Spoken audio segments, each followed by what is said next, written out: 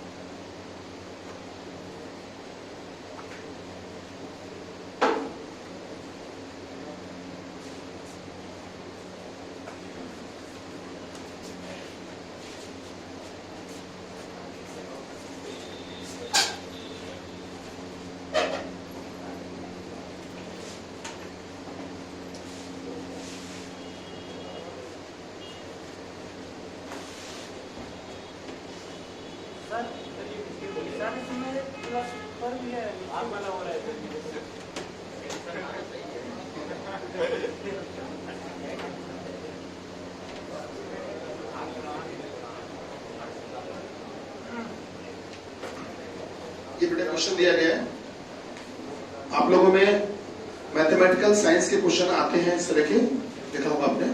ठीक है, तो ये एक आपको क्वेश्चन दिया गया है, इसको सॉल्व करना है। जो पुराने जमाने के क्वेश्चन थे, जो लोग खूब लगाया करते थे, सबको बिल्कुल सरल सरल लगते थे, जोड़ घटाना वाले, कोई भी कर लेता था। ठीक, तो वो सवाल, ये सवाल नहीं, अब सवालों का स्टैंडर्ड चेंज हो गया। कितना का बेटा? 1236। चलिए आइए देखते हैं। देखिएगा, जो पुराने जमाने की कहानी होती थी वो कुछ ऐसी होती थी, वो कुछ ऐसी होती थी। यदि प्लस का अर्थ है, यदि प्लस का अर्थ है माइनस, माइनस का अर्थ है बेटा, माइनस का अर्थ है गुणा, गुणा का अर्थ है, गुणा का अर्थ है भाग, और भाग का अर्थ है, भाग का अर्थ है प्लस। तो बताइए कि 60 प्लस 10 माइनस 6 गुणे 2 डिवाइडेड बाई 4 बराबर क्या होगा? ये पुराने जमाने के सवाल होते थे। तो उस सवाल की बात करें पहले, सरल वाले के, पुराने जमाने के सवाल। तो बच्चे ने क्या सीख रखा, बच्चों ने क्या किया हुआ कि एक चीज को रट लिया। क्या रट लिया कि सर जी आगे वाला जो निशान दिया हो उसको हटा के ये निशान लगेगा, ये जो निशान दिया है आगे वाला उसको हटा के ये लगेगा। लोगों ने रट लिया, उन्होंने अंदर की भाषा नहीं देखी कि क्या इसका मतलब है, उन्होंने सीधे बस एक बात को रट्टा मान लिया जुगाड़ के तौर पे कि आगे वाला निशान हटाओ ये लगा दो। तो सीधे उन्होंने कहा कि 60 प्लस, अब बेटा प्लस की जगह क्या लगाना है? माइनस 10, माइनस, तो बच्चों माइनस की जगह गुणा, गुणा, अब गुणा की जगह भाग, फिर भाग की जगह प्लस। यहां पर कोई गलती भी नहीं है, बिल्कुल सही चल रहे हैं, बिल्कुल सही चल रहे हैं। वोल्ट मास के हिसाब से सॉल्व करेंगे तो पहले 6 में 2 का भाग होगा 3, और फिर 3 में 10 का गुणा हो जाएगा। तो 60 माइनस 30 प्लस 4, बेटा यही तो होगा।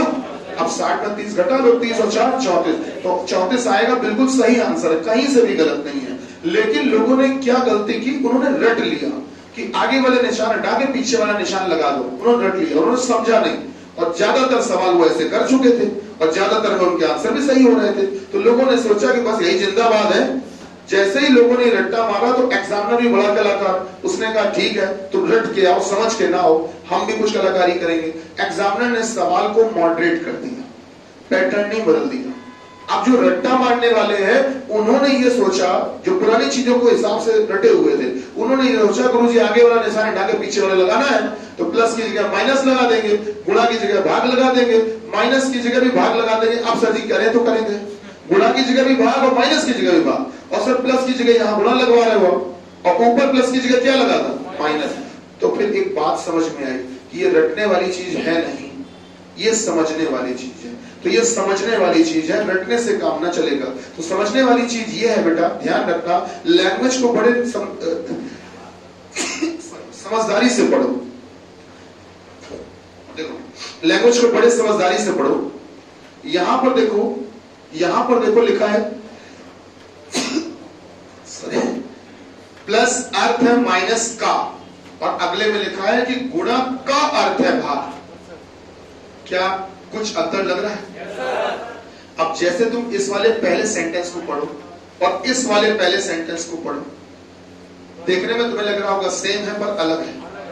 प्लस अर्थ है माइनस का, और यहां क्या लिखा है, प्लस का अर्थ है माइनस। सर भाषा का कुछ तो फर्क पड़ता है, तो इसके लिए हम तुम्हें ट्रिक बता देते हैं, जुगाड़ बता देते हैं जो हमेशा काम आएगा। अब तुम रट्टा इस तरीके से मारो कि सर जी जिस निशान के साथ में का लिखा होता है, का, उसको हटाकर दूसरा लगाना होता है। जिस निशान के साथ में का लिखा होता है बेटा, उसको हटाकर दूसरा लगाना होता है। जिसके साथ में का लगा होता है उसको हटाकर दूसरा लगाना होता है। जिसके साथ में का लगा होता है उसको हटाकर दूसरा लगाना होता है। अब इसमें हटाना है तो किसको हटाना है, माइनस को। बेटा इसमें गुणा, इसमें भाग को, इसमें प्लस। क्या बात समझ में आई? जिसके साथ में का लगा उसको हटा दो। अब चलो निशान बदलवाओ, बदलवाओ भाई, गुणा की जगह गुणा का, हाँ ठीक है, प्लस गुणा हो गया बेटा, शाबाश। माइनस, हाँ प्लस हो गया बच्चा। फिर भाग की जगह बेटा माइनस 4। सॉल्व कर लोगे, कितना आएगा फाइनल, कितना, 1226। यही आंसर। क्या बात समझ में आई? ठीक है सर। तो अब हम लोग को इस बात को इस तरीके से डील करना है कि सर जी जिसके साथ में का लगा हो उसको हटाकर दूसरा लगाना है। जल्दी से नोट करो, अगला सवाल लिखते हैं। बोले, लिखो बेटा। बताइए, बताइए कि दिए गए शब्द में, बताइए कि दिए गए शब्द में, बताइए कि दिए गए शब्द में अक्षरों के बीच, अक्षरों के बीच ऐसे कितने जोड़े हैं, अक्षरों के बीच ऐसे कितने जोड़े हैं जिनके बीच, जिनके बीच उतने ही अक्षर हैं, जिनके बीच उतने ही अक्षर हैं, जिनके बीच उतने ही अक्षर हैं जितने की, जितने की अंग्रेजी वर्णमाला में, जितने की अंग्रेजी वर्णमाला में उनके बीच होते हैं, जितने की अंग्रेजी वर्णमाला में उनके बीच होते हैं। ठीक है, आप बेटा शब्द एक दे रहे हैं, उसको नोट कर लीजिए। ये शब्द है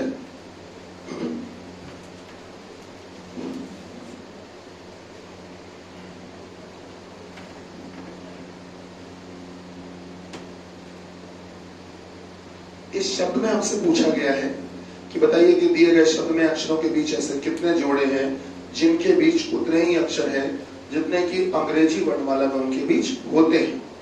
ठीक, अब हमको करना यह होता है सर कि हमको नॉर्मल एबीसीडी पढ़नी है, नॉर्मल एबीसीडी पढ़नी है। ठीक, और जैसे पहला अक्षर ये लिखा हुआ है, इसके आगे के आप अक्षर बोलना शुरू करो।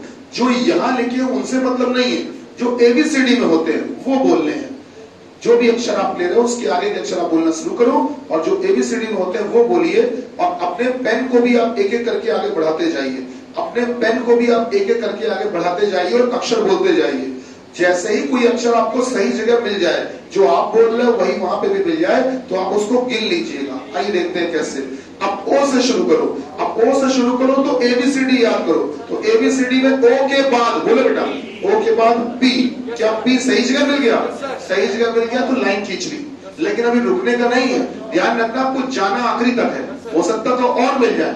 ओ के बाद P Q R S T U V W. तो हम जब ओ से लेकर लास्ट तक गए तो क्या आपको बेटा एक ये मिला, एक ये मिला और एक ये मिला, 3 लाइनें खींच ली। अब ओ से तो तुमने काम पूरा कर लिया, अब अगला अक्षर पी आया, अब पी से शुरू करो और वही काम करो। पी के बाद क्यू आर एस टी, तो 2 मिल गई, अच्छा टी मिल गया और जब आगे तक टी के बाद यू वी डब्ल्यू नहीं मिला। अब ई पर आ जाओ, ई के बाद क्या होता है एबीसीडी में? ई के बाद एफ जी एच आई जे की, तो आई तो मिल गया। अच्छा अब आर पे आ जाओ, आर के बाद S T U V W, तो टी मिल गया। अब ए पर आ जाओ, बी सी डी ई मिला कोई? नहीं। टी पे आ जाओ, ई यू वी डब्ल्यू नहीं मिला। आई पर आ जाओ, आई के बाद जे के और ओ के बाद बी और एन के बाद कुछ नहीं। अब देखो आपने हर एक अक्षर से इधर तक पढ़ लिया, अब बेटा इधर से अब आगे की तरफ जाओ, मतलब कि इधर से आखिरी तक भी गए और आखिरी से शुरुआत पे भी आओ। आपको लेफ्ट एंड राइट दोनों तरफ पढ़ना होता है। अब एन के बाद आगे बोलना शुरू करो, चलो अब वही करो जो कर रहे थे अभी तक। एन के बाद ओ, लेकिन और चले जाओ को और मिल जाए। एन के बाद O P Q R S T U V नहीं मिला। ओ के बाद P Q R S T U V नहीं मिला। आई के बाद J K L M N ओ सही है। टी के बाद U V W X Y नहीं मिला। ए के बाद बी सी डी ई नहीं मिला। आर के बाद एस टी यू, ई के बाद एफ जी, पी के बाद क्यू, कितने मिले? आंसर 9 है, 9। क्या समझ में आ गया सर? कर लोगे? नहीं कर पाओ, नहीं कर पाओ, गलत बात है बेटा। एबीसीडी पढ़नी है, कोई बहुत मुश्किल काम नहीं बच्चा। एबीसीडी पढ़िए, कोशिश करिए, बाकी आंसर ज्यादा से ज्यादा क्या हो गलत आएगा, उसके लिए तो हम हैं सही करवाने के लिए, क्यों परेशान हो बेटा, है ना?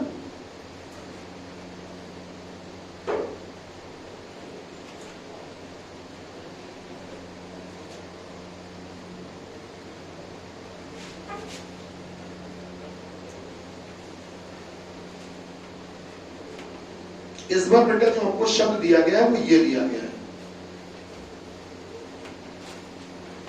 ये दिया गया बेटा, इसमें यही काम करना है। सबसे पहला अक्षर आई, अब आई के बाद आप आगे के अक्षर पढ़ते जाओ जो होते हैं और अपने पेन को भी एक एक करके बढ़ाते जाना। आपके द्वारा बोला गया अक्षर और यहाँ पर लिखा हुआ अक्षर अगर एक जैसा मिल जाए तो उसको काउंट कर लेना, गिन लेना। देखिए जल्दी से,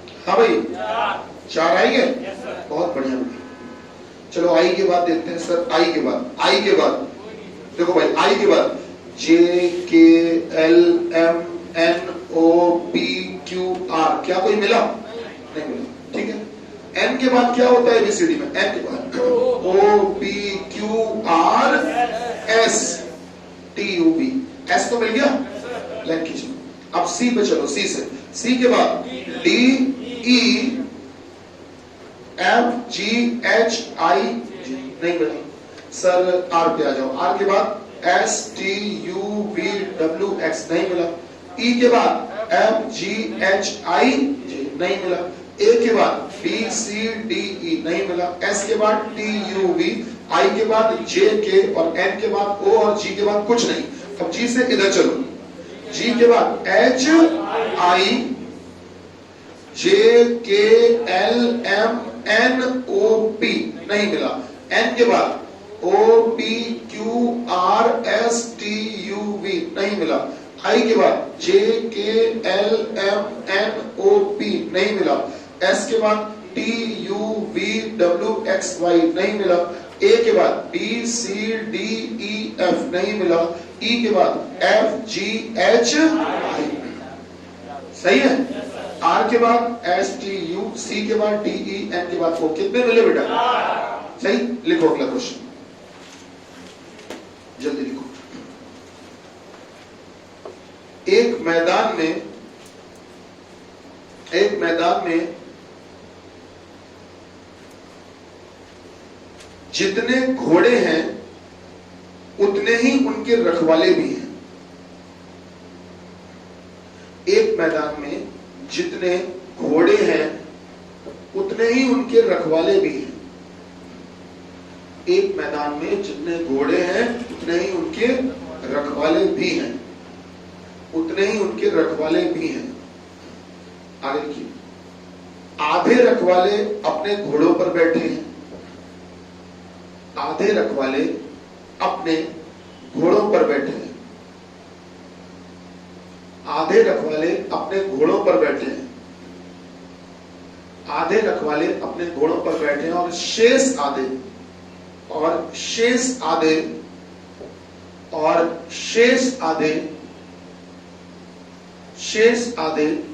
पैदल चलकर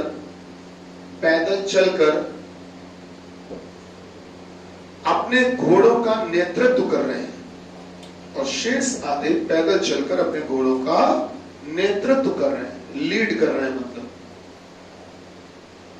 भैया लिखा, यदि वहां पर कुल पैरों की संख्या, यदि वहां पर कुल पैरों की संख्या, यदि वहां पर कुल पैरों की संख्या 90 है,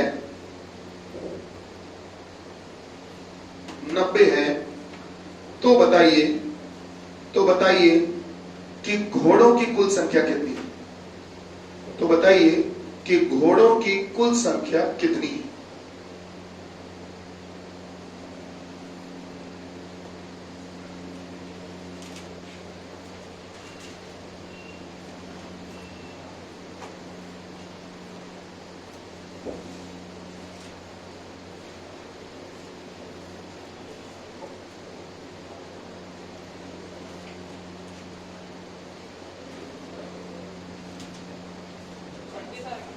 है बेटा? देख लेते हैं बच्चा, देख लेते हैं, अभी हम देख लेते हैं बेटा, अभी देख लेते हैं बच्चा।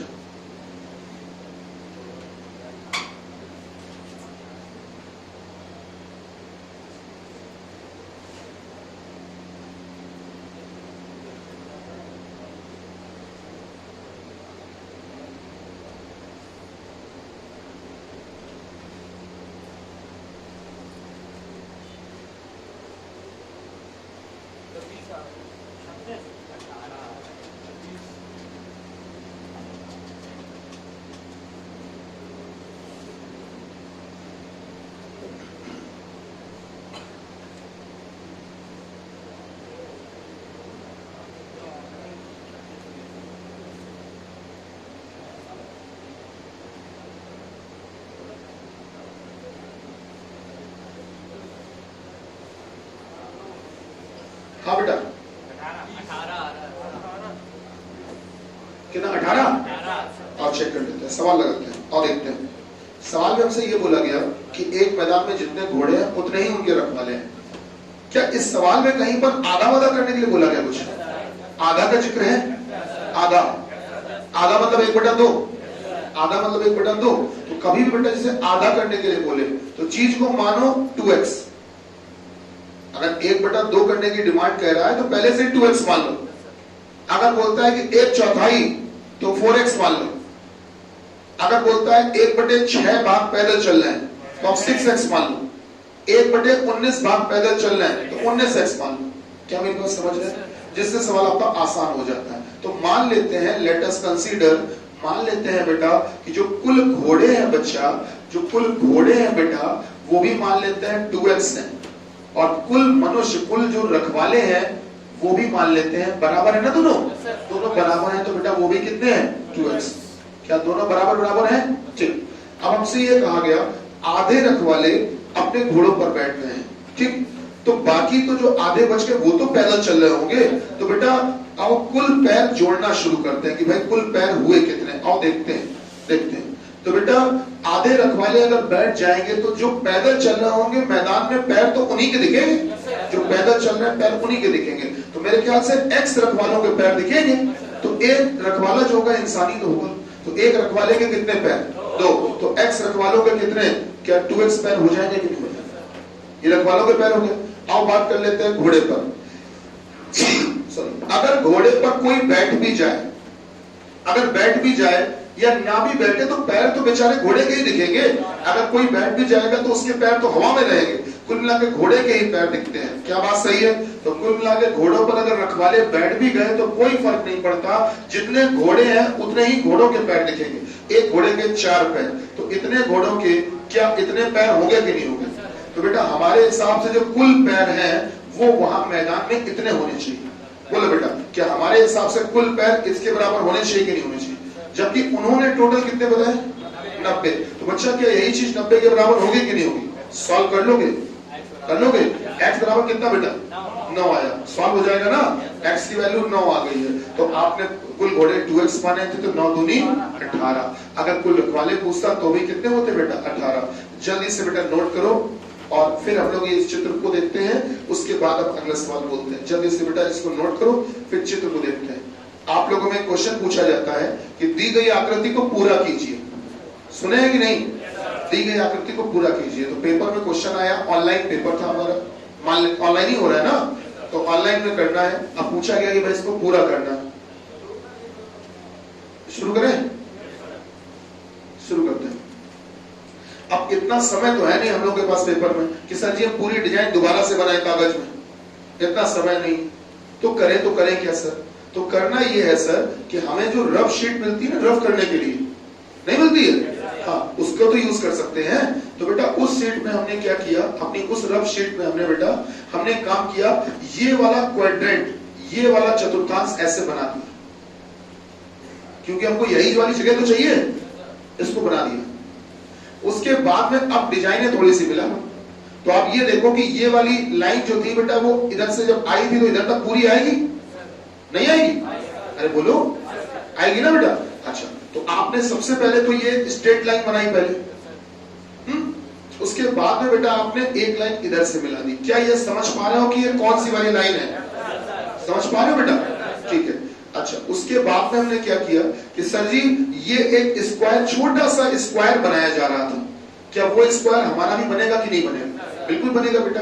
तो वो स्क्वायर इस प्रकार से बन गया बच्चा। अच्छा, इसके बाद में अगर आप देखें तो एक लाइन अब हमारी इधर वाली तो पूरी हो गई है, इधर वाली तो पूरी हो गई है। अब हम बात कर लेते हैं कि सर जी एक डिजाइन ये बनी है, एक डिजाइन ये बनी है। तो जैसी डिजाइन ये कंप्लीट थी, ध्यान से देखो तो क्या इसका मिरर इमेज बना था कि नहीं बना था?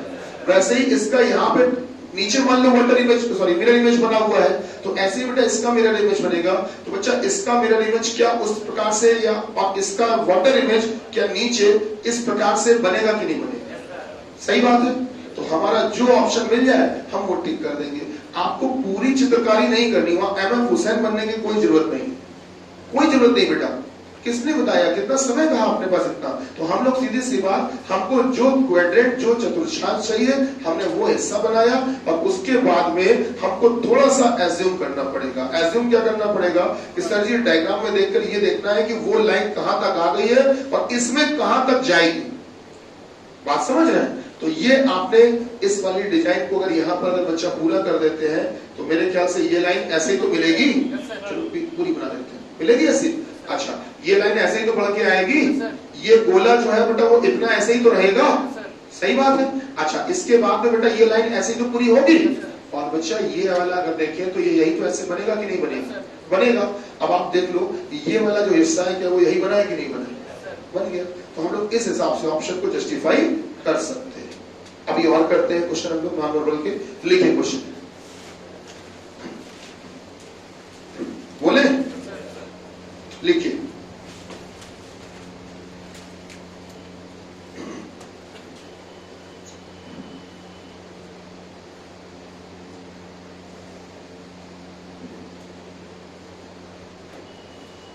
एक व्यक्ति ने एक पार्टी का आयोजन किया। एक व्यक्ति ने एक पार्टी का आयोजन किया। एक व्यक्ति ने एक पार्टी का आयोजन किया जिसमें उसने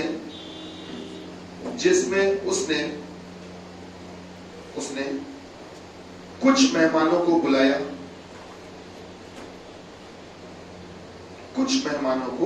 बुलाया।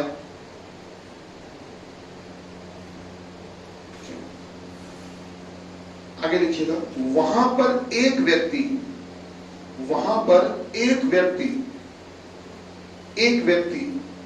बिना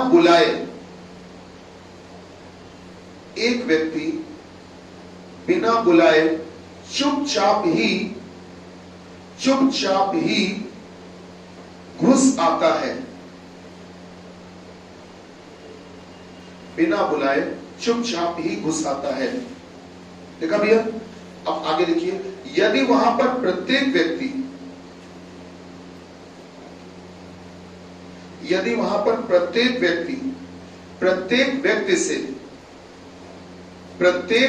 से एक बार हाथ मिलाता हो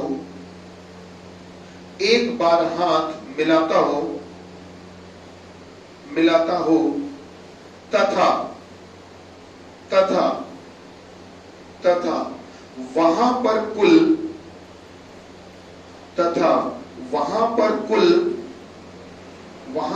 कुल 65 बार हाथ मिलाए गए हों। वहां पर कुल 65 बार हाथ मिलाए गए हों। 65 बार हाथ मिलाए गए हों तो बताइए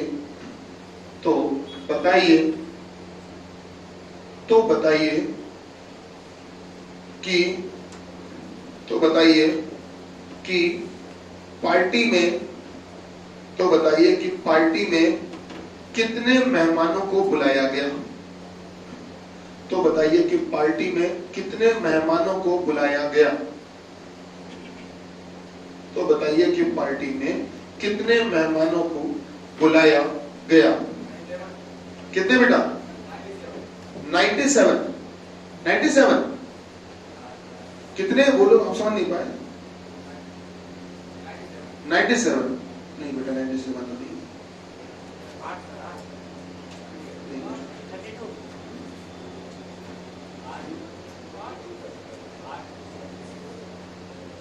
शुरू करें? आइए देखते हैं। देखिए, जब भी कभी किसी पार्टी में कुछ लोग मौजूद होते हैं तो उसमें एक प्रथा तो ये होती है कि हर एक आदमी को एक गिफ्ट देता है बेटा। तो एक सवाल आपसे ये पूछा जाता है कि कुल कितने गिफ्ट बांटे गए। तो कुल बांटे गए गिफ्ट एक तो ये निकालने का तरीका होता है बेटा n into n-1। डायरेक्ट आप इसमें वैल्यू रख दो, आंसर आ जाएगा कि जितने लोग हैं वहां पर उतना आप n की वैल्यू रख दो, आंसर आ जाएगा कुल कितने गिफ्ट बांटे गए। और एक होता है सवाल जिसमें पूछा जाता है कुल कितने बार हाथ मिलाए गए। ठीक, तो बेटा कुल मिलाए गए हाथ, कुल मिलाए गए हाथ, या ये कह सकते हो कुल खेले गए मैच। कभी कभी मैच भी खेले जाते हैं, तो कुल खेले गए मैच, कुछ कुल मिलाए गए हाथ या कुल खेले गए मैच। ये निकालने का डायरेक्ट फॉर्मूला होता है बेटा n into n-1/2। इन दोनों ही फॉर्मूलों में जो ये n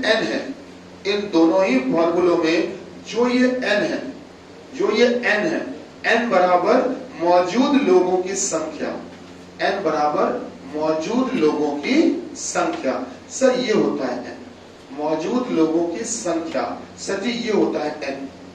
ठीक है, तो अगर कोई नॉर्मल सवाल आपको दिया जाए तो अब एक बार में वैल्यू रख के कर लोगे कि भाई आपसे हम कहते हैं कि एक पार्टी में मान लो 5 लोग हैं, तो वहां पर हर एक आदमी को एक गिफ्ट देता है। तो बताओ कुल कितने गिफ्ट बांटे गए। तो आप सर n की जगह 5 रख लोगे और 5 रख लोगे, सॉल्व हो जाएगा। हर एक आदमी से एक बार हाथ मिलाता है, तो बेटा वहां पर अगर n की जगह 5 रख दोगे सॉल्व हो जाएगा। तो वो एक नॉर्मल सवाल तो हो जाएगा, बिल्कुल हो जाना चाहिए। और सही बात है कि ये फार्मूला हमेशा काम आता है, सब में काम करता है, लेकिन इसमें थोड़ा सा एक क्वाड्रेटिक इक्वेशन बन जाती है, द्विघात समीकरण, जिसको सॉल्व करने में थोड़ा सा समय लग जाता है। थोड़ा सा, ज्यादा नहीं, थोड़ा सा समय लग जाता है। ठीक है, अगर तुम ट्रिक भी लगाओगे तो भी थोड़ा सा समय लग जाएगा। तो हम लोग आओ इससे भी बचने का एक उपाय कर लेते हैं जल्दी से। बेटा इसको रब कर दे, नोट कर लिया कि नहीं कर लिया? तो चलिए इससे भी बचने का एक उपाय सीख लेते हैं, हो सकता है हमारी मदद हो जाए कुछ। तो इसको बेटा हटा देते हैं, आइए देखते हैं।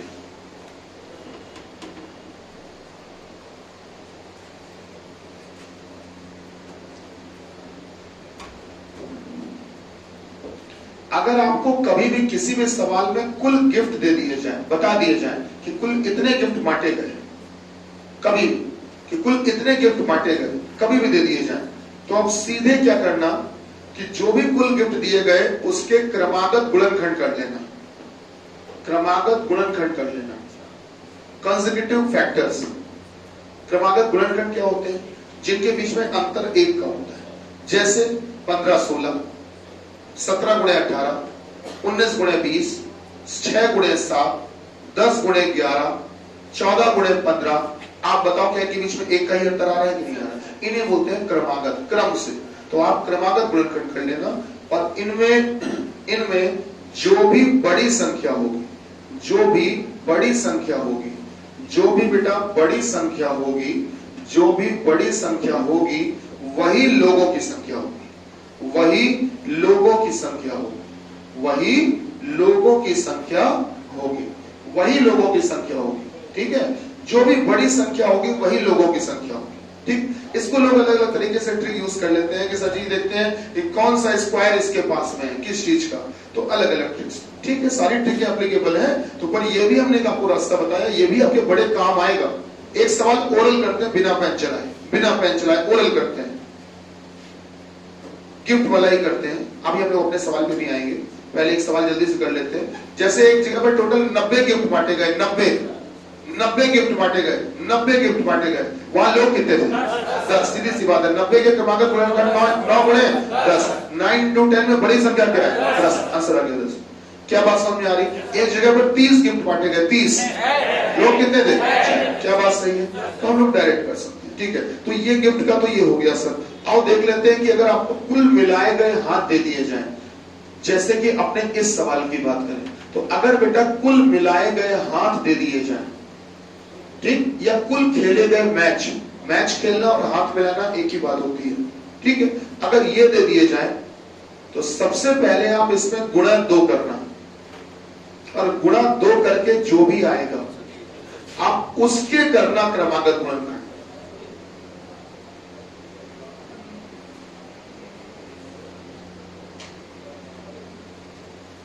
आप उसका क्रमागत गुणनखंड कर लेना।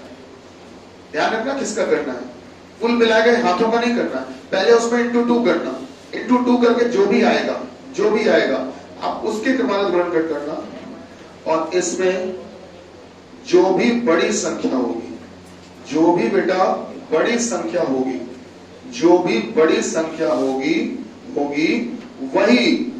वही लोगों की संख्या होगी। बच्चा जो भी बड़ी संख्या होगी वही लोगों की संख्या होगी, उतने ही लोग होंगे। ठीक है, चलिए आइए एक सवाल पहले ओरल कर लेते हैं, ओरल। उसका सवाल करते हैं, उसका बिना पेन चलाए, ओरल, पेन मत चलाना कोई। एक जगह पर कुछ लोग थे, हर एक आदमी से एक बार हाथ मिलाता है, हर एक आदमी से एक बार हाथ मिलाता है। वहां पर कुल 36 बार हाथ मिलाए गए, 36 बार। लोग कितने? 9। 36 दूनी 72, 72 का फैक्टर 9 गुणे 8, बड़ी संख्या 9। क्या बात सही? एक जगह पर कुल हाथ मिलाए गए बेटा, कुल हाथ मिलाए गए बेटा 21 बार। 21 बार। लोग कितने? 7। भाई 21 दूनी 42, आंसर आ गया।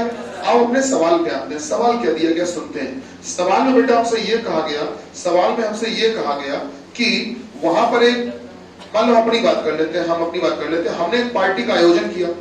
ठीक है, हमने कुछ मेहमानों को इनवाइट किया, बहुत बढ़िया बात है, सारे मेहमान आ गए, लेकिन एक व्यक्ति चुपचाप से बिना बताए बिना बुलाए चुपचाप से घुसा है। ठीक है, अब एक व्यक्ति चुपचाप से बिना बुलाए आ गया इस पार्टी के अंदर, ध्यान दीजिएगा बेटा, पार्टी के अंदर बिना बुलाए आ गया बेटा। ठीक है। अब होता क्या है वो सुनो, इसमें होता ये है कि हर एक व्यक्ति से एक बार हाथ मिलाता है, ऐसा बोला गया है ना, हर एक व्यक्ति से एक बार हाथ मिलाता है। अच्छा, वो जो बिना बुलाए वाला मेहमान है उसको हमने नहीं बुलाया। इस राज का पता केवल दो लोगों के पास है। एक तो वो जानता है कि वो बिना बुलाए वाला है, और एक हम जानते हैं कि इसको हमने बुलाया नहीं। बाकी के जो मेहमान है उनको क्या पता, उनको तो यही लगता है कि जैसे हमें बुलाया गया वैसे इसको बुलाया गया होगा। 3 इडियट पिक्चर याद है? तीनों का लिफाफा याद है? पगड़ी याद है? पहुंच गए थे, इसी चक्कर में तो गए थे कि कौन जानता है, जैसे बाकी लोग आए वैसे हम भी आए। लेकिन धोखे से वो टकराए किससे? वही मेजबान से जिसने पार्टी रखी थी। याद है कि नहीं याद है? तो पकड़ गए थे। अगर वो उससे ना टकराते तो कब पकड़े जाते? नहीं पकड़े जाते। तो इस सवाल की अगर बात करें तो उसमें एक व्यक्ति बिना बुलाए आ गया था, तो उस व्यक्ति ने बेटा बाकी सबसे तो हाथ मिलाया ही होगा, सही बात है। तो एक काम करते हैं, वो जो बिना बुलाया वाला था उसको भी हम इनवाइट कर लेते हैं। मान लो इनवाइट कर दिया, तो अगर उसको भी इनवाइट कर दिया तो अब वो भी ईमानदारी वाला हो गया। अब वो भी तो हमसे हाथ मिलाएगा कि नहीं मिलेगा? जैसे बाकी सबसे मिलाया, अब हमसे भी मिलेगा आके, क्योंकि बुला लिया आपने उसको, तो हमसे मिलेगा आके। तो बकायदा सब लोग एक दूसरे से हाथ मिलाएंगे कि नहीं मिलाएंगे? तो इस सवाल में आपको यही खुरापात करवाई गई थी कि इस व्यक्ति को चोरी छुपे बुलाया था, तो थोड़ी देर के लिए उसको ईमानदारी वाला मान लो। तो आप बताओ, तो एक बार और हाथ मिला दिए जाएंगे कि नहीं मिला दिए जाएंगे? तो अभी बताओ टोटल हाथ कितने दिए थे? 65। अब कितने हो जाएंगे? 66। तो बेटा कुल मिलाए गए हाथ 66 हो चुके हैं। जल्दी बोलो कि हाँ कितना? अरे बोलो, बुलंद करो। 11 गुणे 12। पार्टी में कितने लोग मौजूद हैं? 12। अभी आंसर नहीं आया। उस महफिल के अंदर टोटल 12 लोग मौजूद हैं। अब इसमें एक तो हम हो गए मेजबान, हमने पार्टी बुलाई है, तो हम तो मेहमानों में नहीं गिने जाएंगे, तो हमें तो आप अलग कर दो, क्योंकि हमने पार्टी बुलाई, तो हम तो नहीं गिने जाएंगे। तो पार्टी में हमने मेहमानों को कितने को बुलाया होगा? 11 को, नहीं 11 को फिलहाल, अभी ईमानदारी वाले सब ईमानदारी। अब हमने एक को जबरदस्ती ईमानदारी वाला मान लिया था, पर वो था बेईमानी वाला।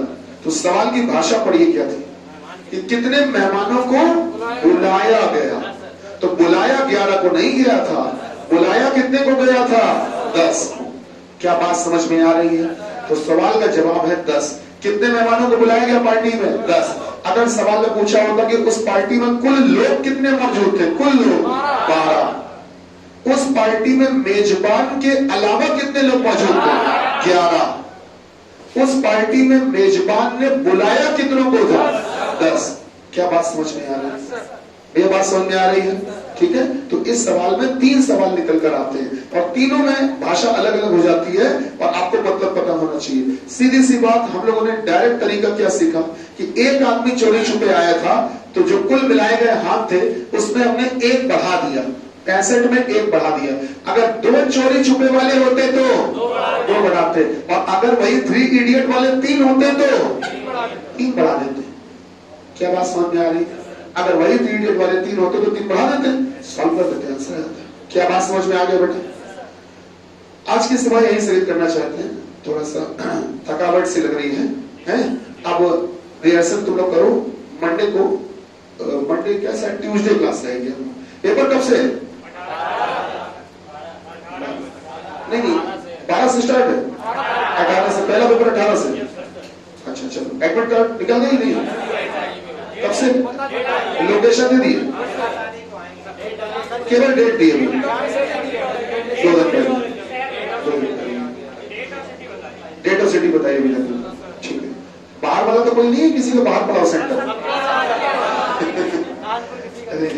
थोड़ा सा सुरक्षित होके जाना। और एक काम करेंगे, मंडे को हम आपके व्हाट्सएप ग्रुप में मैसेज डालेंगे, ट्यूसडे भी आपकी क्लास लगा देंगे। ठीक है, तो अभी 1-2 क्लासें और करेंगे तो इससे क्या रिवीजन हो जाएगा।